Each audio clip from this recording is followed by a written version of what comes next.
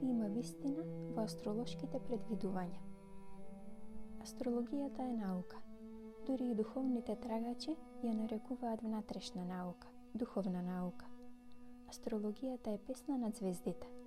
Она што е определено и она што веќе влегло во светот на манифестацијата е запишано во звездите.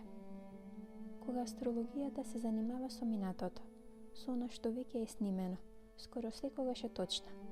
Но астрологијата исто така ни овозможува да го видиме потенцијалот и се обидува да ја каже и днината, врз основа на силата на минатото. Астролошките експерти се вешти во влегувањето во вистината на тоа подрачје.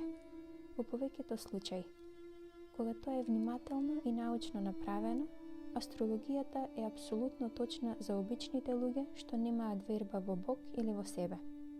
Но ако луѓето имаат верба во себе, со таа верба можат да ја надминат астрологијата.